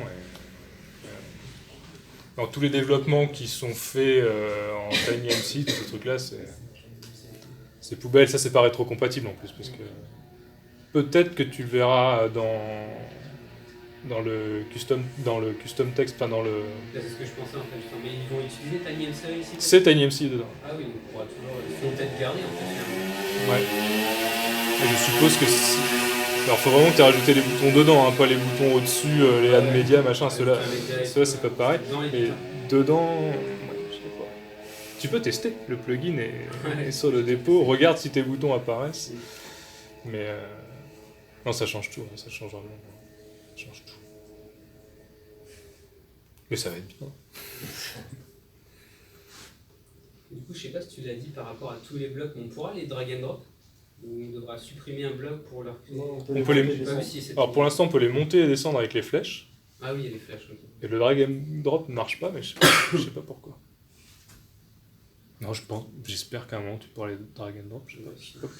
Pour l'instant, ça marche pas. Et tout ce qui était post-méta, elles étaient en bas à chaque fois. Est-ce qu'on pourrait les bouger aussi, ça? Est-ce qu'on pourrait les remettre au-dessus ou Non, alors là, tout est post-méta, Ouais. qui ont été bien déclarés Ouais. avec le add post-méta. Ça apparaît dans l'espèce de soufflet. D'accord, ok. Et dedans, c'est des iframes. Enfin, c'est. Ouais, c'est ça, c'est des Mais le fait qu'on iframes, allait c'est un faire peu de dans le bazar. side, du coup. Elles iront toutes là. Et je sais pas comment on fait, et j'espère que ce sera possible, parce que sinon je vois pas trop. Parce qu'il y a des méta qui sont pas du contenu, donc ça n'a rien à voir avec le contenu. J'espère qu'ils nous donneront une méthode pour ajouter des trucs ici. Ah, tout ce qui est intro, etc. par exemple, Ouais. on va pas le mettre directement dans le. Donc là, mais tu vois, genre, typiquement le Yoast, là où tu dis genre le meta title, tu vois, ce serait plus logique ici. Mais à l'heure actuelle, là, ce bout de truc, là, c'est ce que je disais, c'est-à-dire que je sais pas comment on fait pour ajouter quelque chose ici. Il n'y a pas de add action, genre, je vais mettre un truc ici. C'est du JavaScript, je sais pas comment ça marche. J'espère que ce sera possible. Parce que là, ça pourrait être cool de rajouter des trucs qui sont pas du contenu, mais genre, je veux une info, machin. Faut bien avouer que c'est pas hyper documenté encore. Hein. Il y a plein de trucs que j'ai fait, c'est vraiment en allant regarder le code, c'est un peu de boulot. C'est un peu fatigant, mais voilà. Et toi, typiquement, ce serait bien, voilà, sur lui, là, hop, sur le paragraphe, se dire, bah voilà, moi je vais rajouter... Ça, c'est les couleurs par défaut. J'espère que ça colle avec votre thème.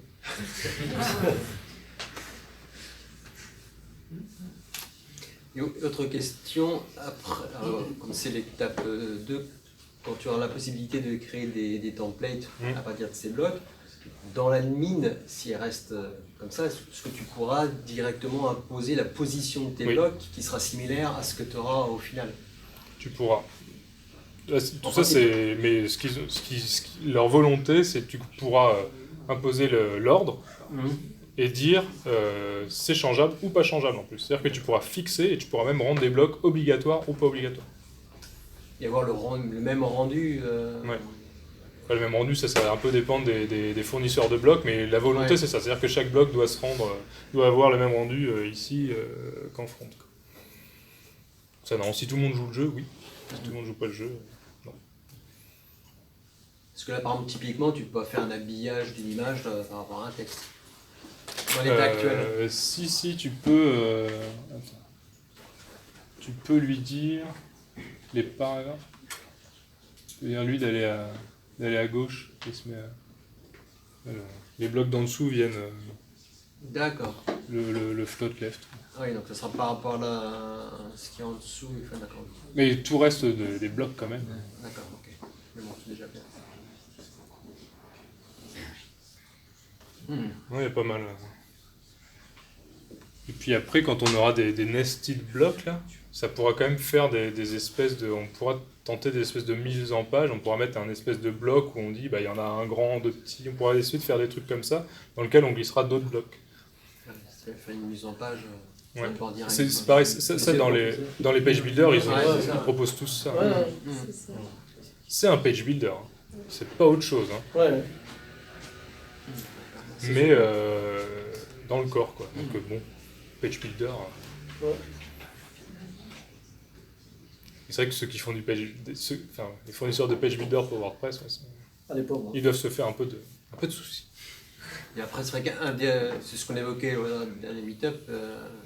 Les page builders, après, ça te génère un code HTML, CSS, c'est une erreur absolue, quoi. Tu as 50 boîtes div les unes dans les autres. Est-ce qu'à ce niveau-là... Par là c'est pour un peu l'instant, plus c'est quand même propre, vraiment plus propre, parce que vraiment plus simple. D'accord. C'est-à-dire que là, pour l'instant, ils empilent des C'est blocs vide. verticalement. Alors, comparé à ce que font les page builders maintenant, ça, c'est vraiment la version simple du page builder. Par contre, c'est vrai qu'honnêtement, c'est assez malin de tout mettre dans le contenu, c'est assez malin de tout séparer juste avec les commentaires HTML. Du coup, c'est du HTML valide, c'est propre. Ça, pour le coup, c'est pas mal, quoi. Ce qui est assez marrant. Mais bon, ça sera plus le cas après. Mais parce que à l'heure actuelle, c'est un plugin. Alors, vous pouvez désactiver le plugin. Et après, quand vous l'affichez, il il y a la petite fonction, quand on affiche un paragraphe, il y a une petite fonction qui est W autop, là, donc, qui fait plein de trucs, qui fait plein de mises en page, et elle gère pas les commentaires HTML, et du coup tous les commentaires HTML, elle les met dans des paragraphes vides. Donc en gros, si vous rentrez un truc avec Gutenberg, vous désactivez le plugin, après, il y a plein de paragraphes vides dans votre affichage. Mais ça, ce sera... Et du coup, si on le réactive, ça remarche. d'accord, Il filtre- il corrige quand même. Il filtre juste à l'affichage, quoi. C'est juste que quand on désactive le plugin, ça désactive le filtre. Ça pourrait tourner en boucle et en fait recréer le paragraphe vide. Et Non, puis- non. et- C'est juste à l'affichage. C'est juste à l'affichage, mais c'est marrant que leur fonction à eux savent pas gérer les commentaires HTML. Donc moi, ça m'a fait rire. En tout cas, ce sera pas un problème parce qu'on pourra pas désactiver Gutenberg. Non. Enfin, si à mon avis, il y aura un plugin. Il faut regarder, il doit déjà exister le désactiver Gutenberg. À chaque fois qu'ils sortent quelque chose de nouveau, de toute façon, on peut toujours le désactiver. Et là, c'est vrai que ça a posé problème. C'est ce que je disais quand même, ça va vraiment poser problème pour ceux qui désactivent Gutenberg. Si vraiment vous décidez de faire des blocs, ça va être quand même. Ça va vraiment créer un décalage, quoi. Si votre plugin il veut vraiment fournir un affichage, alors comment on fait, quoi? Est-ce qu'on supporte les deux? Est-ce qu'on dit tant pis pour ceux qui désactivent Gutenberg? Ça va être chiant. Tout à l'heure, tu parlais du gros problème de style inline.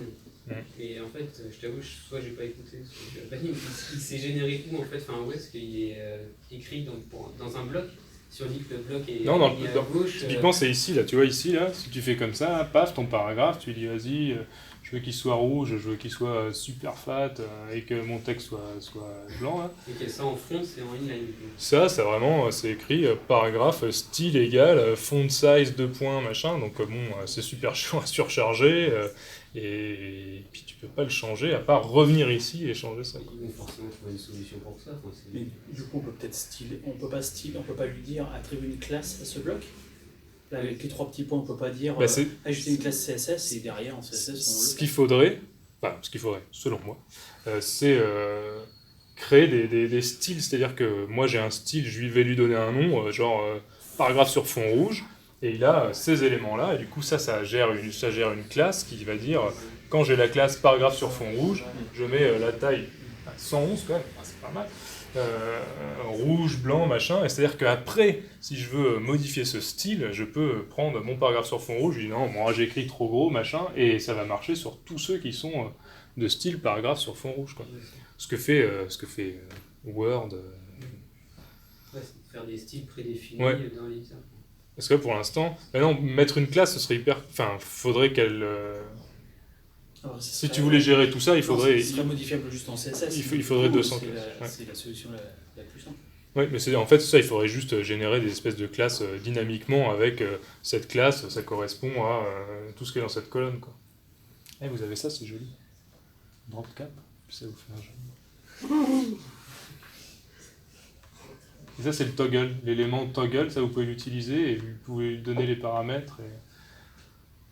ça, c'est pas mal. Ils ont quand même fait des petits, voilà, le range là que vous pouvez utiliser, le toggle. Du coup, vous allez, vous dites, voilà, comme paramètre de mon bloc, paf, j'ai besoin de ça, puis dedans, je mets un toggle. Enfin, tous ces éléments-là, normalement, ils devraient être hyper simples à réutiliser pour vos blocs. Quand ce sera documenté. Mais c'est pas cette notion de template justement qui devrait fixer toutes ces choses-là au niveau du style dans un résultat. Je sais pas s'ils vont aller jusque-là dans les templates, quoi. Je pense que les templates, c'est juste dire il y aura un bloc paragraphe ici, un bloc image ici. De là à dire ce paragraphe sera stylé de cette manière et vous pourrez pas le bouger. Après, peut-être qu'on pourra dire ici je veux un paragraphe avec ça de prédéfini en laissant quand même la main si le mec veut bouger. Ce sera peut-être possible. Ouais, comme ça, dire genre un paragraphe où c'est écrit en plus gros et après un paragraphe. C'est exactement ce qu'on fait sur du thème. Ouais. Oui, en déclarant genre des métas et dire je prends cette méta, je l'écris en gros. Ouais. Mais à l'inverse, tu peux désactiver la mise en forme ou pas dans un bloc de paragraphe pour éviter justement que l'utilisateur final entre guillemets fasse n'importe quoi. Ça honnêtement, j'ai pas trouvé. Si on peut voilà, modifier ça, toucher à ça, rajouter, je sais pas. J'espère qu'on pourra... L'utilisateur final, il peut faire n'importe quoi, enfin, il peut casser complètement le design du site. Ah oui, Ah ouais, enfin, Ce qui est déjà le cas. Ce qui est déjà le cas. Dans le TinyMC, tu peux déjà dire cette phrase-là, elle est en énorme, en rouge, souligné jaune. Enfin bon, tu peux faire un peu ce que tu veux. Là, c'est toujours le cas. Est-ce que tu pourras... J'espère qu'en tout cas, on aura la main pour en rajouter, peut-être pour en enlever. Puis même, c'est-à-dire qu'en thème, dans un thème, je ne trouverais pas ça non plus complètement déconnant de dire je supprime certains blocs parce que je sais que ça ira jamais. Mais c'est bien, comme il a dit Sébastien, ça fera de la maintenance.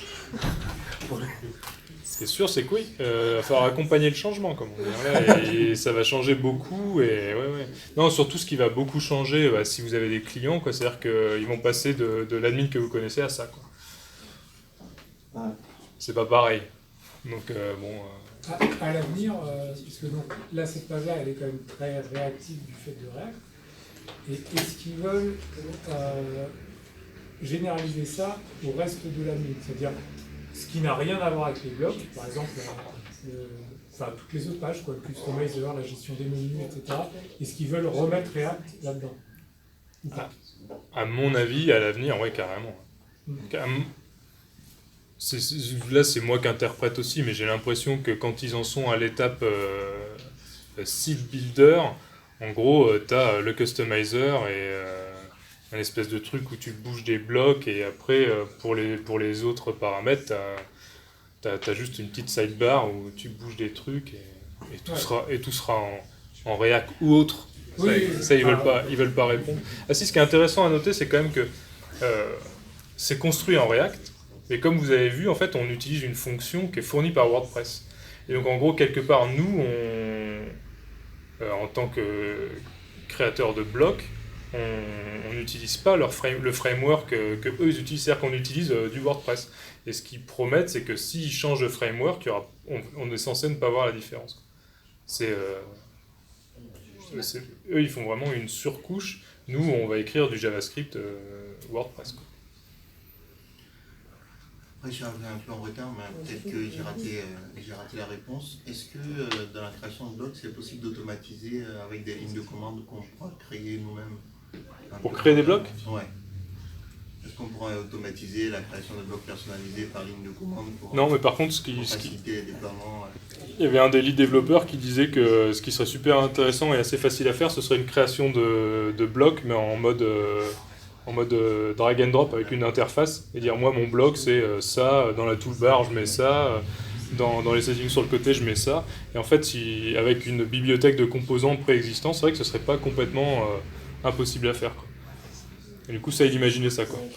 Après faire un outil en ligne de commande pour créer des blocs, il serait compliqué à faire, quoi. Ce serait un peu, mais ouais, pourquoi pas, ouais. Non, c'est pas prévu, hein. Ouais, ça sera peut-être WebEclit qui le fera. Ouais, ce serait des projets comme ça qui pourraient faire ça, quoi. Mais ça insinue d'avoir une surcouche en PHP, alors que tout ça c'est fait en JavaScript. Non, il créerait le fichier JavaScript. Parce que WebEclit c'est quand même du phare, c'est l'archi phare, c'est du PHP derrière. Ouais. Avec du PHP, il générerait du JavaScript. On serait capable de le faire. Et même, ils ont, de la même manière que dans WebEclit, ils ont pas mal de... Tu peux générer un thème, un plugin, et puis te créer le dossier avec les fichiers pré-remplis, un plugin avec des tests déjà, tout ça. On peut imaginer qu'ils aient un create block, puis ils créeraient un espèce de bloc vide dans lequel tu n'aurais plus qu'un, 2-3 trucs à faire. Non, mais c'est juste... Alors après, je suis pas arrivé au début, donc j'ai peut-être loupé quelque chose, mais... faut quand même manipuler le JavaScript pour créer les blocs derrière. Donc ça veut dire qu'il faut quand même... Ton bloc, il est entièrement déclaré en JavaScript. Mais ton fichier JavaScript, tu peux le générer avec du PHP. Non, c'est plus sur la manipulation des blocs derrière, en fait, via WebEclit. C'est genre, on veut créer une page, je sais pas, qu'on fait tout le temps, typiquement une mention légale sur tous les sites, on peut générer à l'avance via des blocs. Ah oui. Alors ça, déjà, ce sera dans la version 2, ce sera quand on en sera au page template builder. Ouais. Alors là, les exemples qu'ils donnent, mais ils promettent rien, c'est en fait, c'est un espèce de JSON. Tu dirais, mon modèle, il prend, et puis en fait, on mettra un espèce de JSON. Et sur... une sorte de manifeste. Et tu dis, ouais, voilà. Et tu dirais, moi, mon modèle de page, c'est ce bloc-là, 2 points, et tu mettrais genre tous les paramètres du bloc. Genre je veux que ce soit ça, et puis après tu t'empilerais tous tes blocs comme ça, avec possibilité de rajouter des paramètres. Est-ce que ce sera ça? On n'en sait rien du tout. Hein. C'est une des visions qu'ils ont. Après, est-ce que ce sera possible en ligne de commande? Ouais, dans l'absolu, il n'y a pas de raison. Non, mais après, la ligne de commande, ça reste une surcouche, mais l'idée, c'est de pouvoir continuer à manipuler via du PHP, en fait. Et parce que du PWCli, même si c'est la ligne de commande, derrière, ce qui est sûr, c'est que qu'il y aura quand même... ton modèle de page, ça restera en PHP. Pour le moment, on fait quand même du PHP sur ces trucs-là. Le truc qu'un JavaScript, c'est ton bloc qui va générer tout comportement de l'utilisateur quand il va manipuler ton bloc, quoi. Après, il y aura toujours moyen, sinon on passe par du Casper, on fait par des librairies. Après, pour créer un bloc, il y a quand même beaucoup de paramètres à mettre. Donc, oui, mais si c'est tout le temps les mêmes, c'est ça la question en fait. Ah oui. L'idée c'est d'automatiser. Bon, après, je sais qu'il existe des librairies qui permettent de manipuler du JavaScript comme si on avait un navigateur, mais effectivement, est-ce que ça peut être natif Natif, je pense pas. Mais par contre, qu'il y ait des projets qui le fassent, oui. Je vois pas pourquoi ce serait pas faisable. Techniquement, il n'y a rien qui va l'empêcher.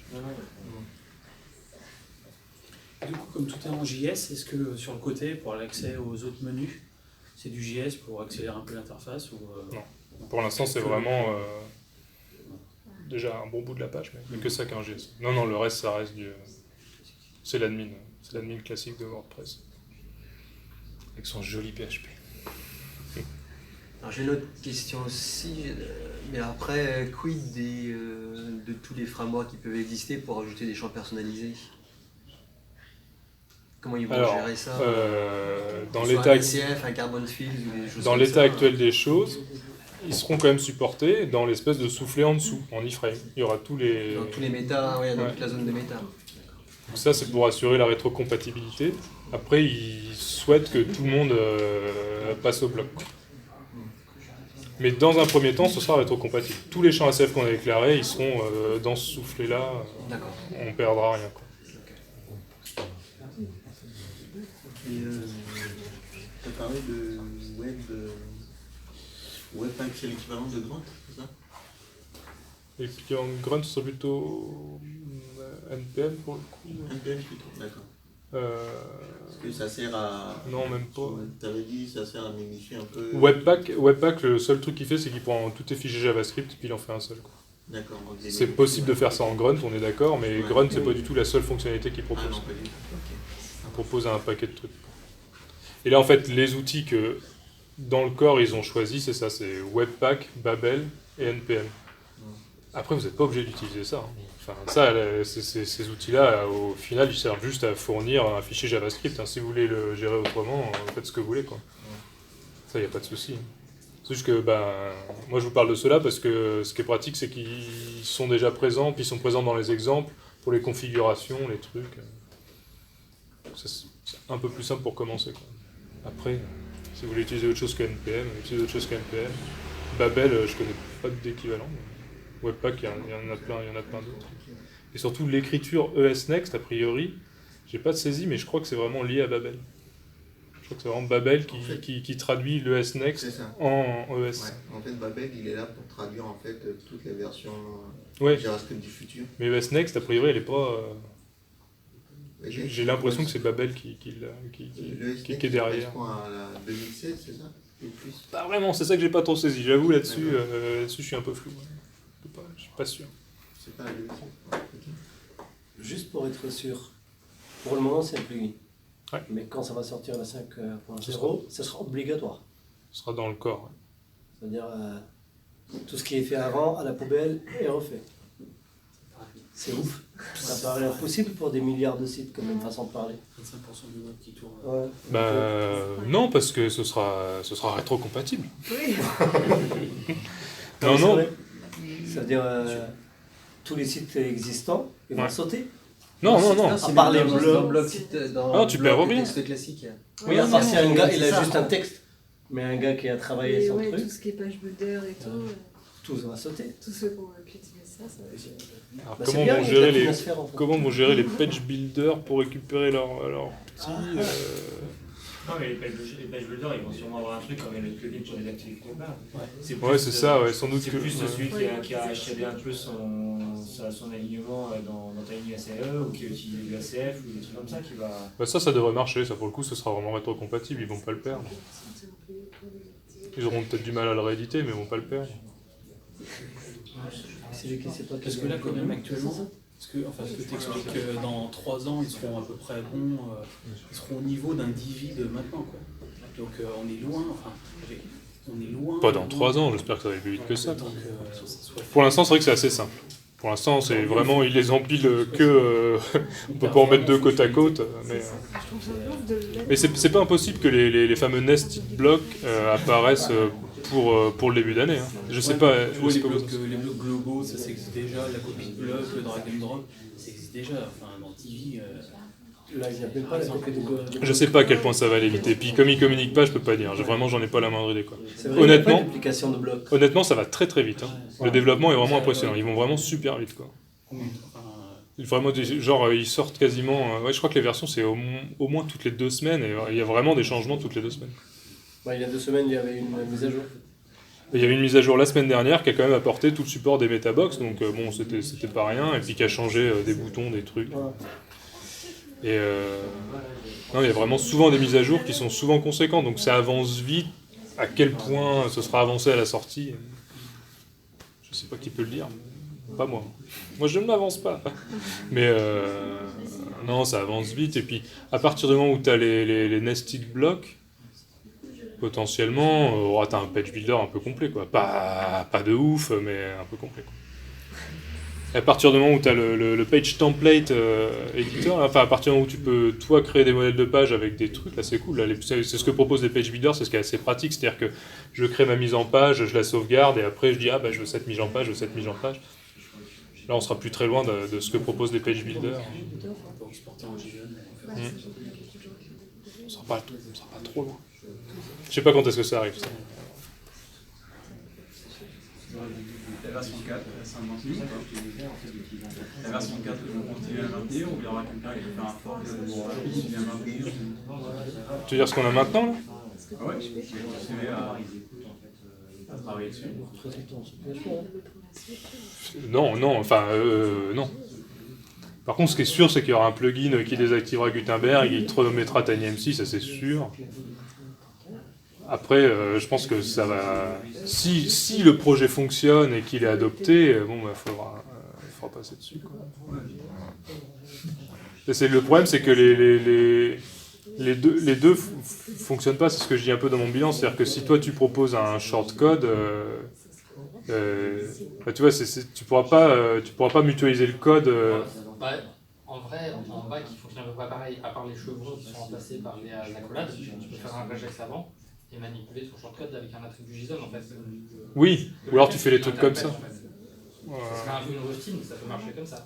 Faut faire gaffe parce que tes attributs JSON, ils sont dans ton commentaire HTML qui est supprimé avant d'être affiché. Donc c'est-à-dire qu'il faut... Ouais, mais si ce sera possible, tu as raison. Tu pourras le récupérer avant qu'il l'efface, le rajouter en data, je sais pas quoi. Faire la tambouille inverse. Ouais. Manipuler ton... Ouais.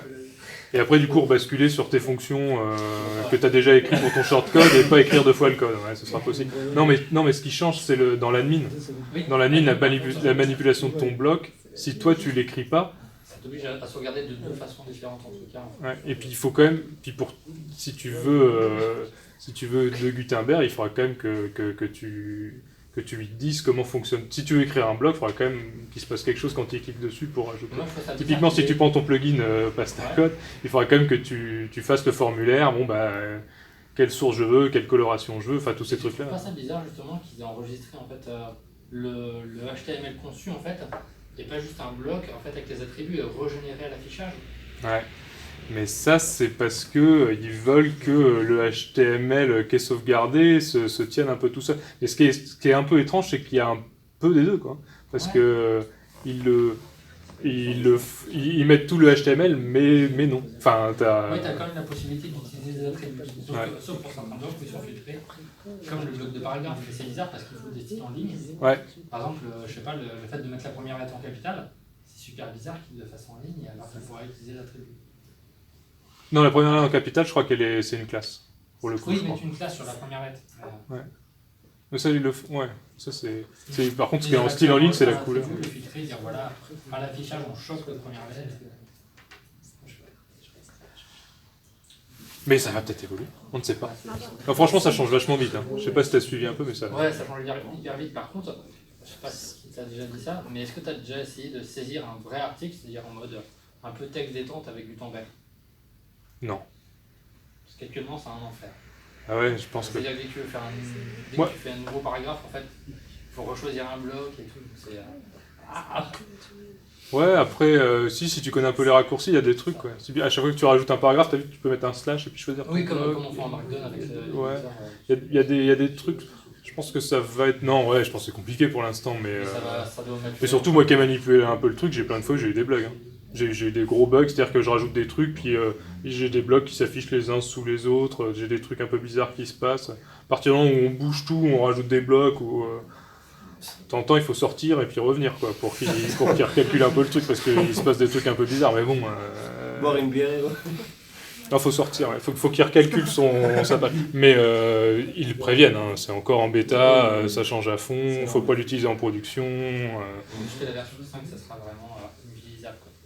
La 5.2, même si tu veux. Oh, je sais pas si c'est inutilisable, mais tu peux. Non, mais a priori, la... j'ai pas testé, mais le copier-coller marche. C'est-à-dire que si tu tapes tout un texte sur Word ou sur Google Doc, tu copies-colles et il te crée les blocs titres et paragraphes. Ah. Ça marche. J'ai pas essayé, mais il paraît que ça marche. Faites le test, dites-moi, mais je sais pas. Il paraît que ça marche. Mais après, non, pour l'instant, c'est sûr que c'est en développement. Non, puis c'est compliqué, j'ai essayé de creuser un peu. Ce qui est vraiment compliqué, c'est qu'il n'y a pas de doc. Enfin, vraiment, la doc, elle est un peu sommaire. Il y a pas mal d'endroits où c'est écrit, il y a 3 petits points à compléter. Tu fais, ah merde, c'est ça que je voulais. En fait, ils font la doc, c'est sûrement ce qu'ils sont en train de faire. Ah, non, mais il y a un peu de ça, par contre, c'est sûr. Et puis aussi, ils ont promis que... Enfin, ils ont pas promis, mais ils ont dit, ouais, on fait pas de roadmap parce qu'on sait pas trop dans quel... On sait pas trop où on va, on verra. On voit un peu au fur et à mesure en fonction des retours. Tu vois, bon, c'est pas hyper pratique pour nous, mais d'accord. Enfin, regardez ce qu'ils font chez Wix. Ouais. Mais ça, c'est vrai que la volonté de base, c'est clairement de concurrencer ça. Ça n'a pas été voilé. Hein. C'est vrai que... Le but, c'est c'est Wix et équivalent qui commence à bouffer un peu WordPress, et donc c'est proposer un éditeur un peu moderne où on puisse faire un peu rêver. On peut bouger les trucs. Et surtout, la dernière étape, on pourra bouger tout son site en drag and drop, je sais pas quoi. Il aurait pu le laisser sur le .com. Après, le ressenti, c'est que derrière ça, là, c'est réellement Matt Mullenweg et Automatic. Tous les lead développeurs de Gutenberg sont chez Automatic. Donc c'est une énorme poussée de Matt Mullenweg. Est-ce que c'est pas une visée un peu mercantile pour vendre du bloc et finalement creuser le fossé entre les développeurs qui seront en mesure de créer des blocs qui se tiennent, et puis d'un autre côté les utilisateurs proprement dit, quoi. Bah, les utilisateurs en proprement dit, je pense qu'ils y gagnent un peu parce que ça leur fait un page builder pas dégueu. Mais ouais, mais entre les deux, on va dire, plus il y a grand chose. En tout cas, ce qui est sûr, c'est qu'ils vont créer des problèmes. Enfin, il y a pas mal. Enfin, ça tout change, quoi. C'est-à-dire qu'il y a vraiment des plugins qui vont disparaître, il va pouvoir en apparaître d'autres. Enfin, il y a un business entier qui va changer, quoi. Là, ça va dégager des acteurs, c'est sûr. Je sais pas. C'est vrai que les page builders, si le truc prend, ils vont fermer boutique. Enfin non, ils vont peut-être... Mais je pense que ça va créer beaucoup de boulot aussi avec tous les sites qui vont sortir dans tous les sens, là. Ah ouais. Tous ceux qui vont se mettre à jour, ça saute, hein. Non, mais il n'y a rien qui saute. Non, il n'y a rien qui saute. S'ils se débrouillent bien, il n'y a rien qui saute. Alors, je parle du citoyen normal, quoi. Celui qui est un Visual Composer, qui a mis son truc, ça fait 6 mois, machin, il a mis à jour son WordPress, tout pète. Là, ça dépend. Ça va être à Visual Composer, voir si les plugins arrivent à gérer à suivre. Après, tous ceux qui sont sérieux, ils regardent vraiment, ils suivent le projet, ils communiquent. Yoast, justement, là, ils ont fait un joli article il y a quelques jours expliquant que effectivement la Metabox en iframe c'était dégueulasse, ils allaient vraiment proposer autre chose et proposer plein d'alternatives hyper intéressantes en disant vraiment cette nouvelle interface va beaucoup nous aider, quoi. Typiquement, Yoast, tu vois ce que c'est Yoast aussi. Donc ils font, ils se disent, par exemple, on va pouvoir proposer des commentaires, mais par bloc.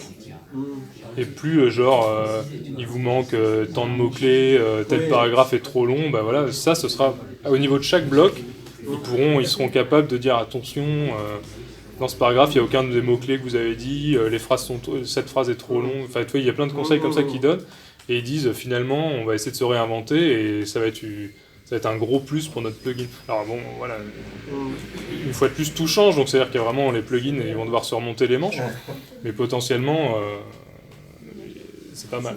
Ça permet de filtrer aussi ceux qui sont sérieux. Exactement. Ce qui est sûr, c'est que ceux qui prennent pas le train en marche, ça va filtrer, ouais, ça va clairement filtrer. Parce que tous ceux qui proposent des shortcuts, des trucs comme ça, s'ils restent là-dessus, si les gens s'habituent à manipuler des blocs et des trucs, le bloc shortcode, il fait moins rêver, quoi. Les shortcuts, c'est une tannée. Non, le problème des shortcuts, c'est qu'on ne sait pas lesquels sont là, on ne sait pas quels attributs mettre dedans, on ne sait pas comment ça s'écrit. C'est hyper pratique, mais c'est hyper inutilisable, quoi.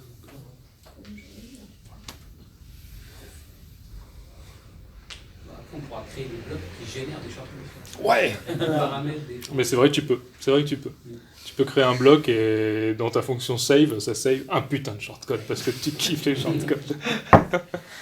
Ouais, tu pourras complètement faire ça. Pas de raison. Tu pourras faire ça pour passer ta code. Tu pourras faire ça.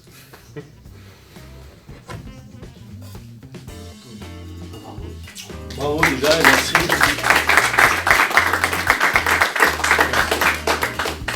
En tout cas, préparez-vous, c'est le futur.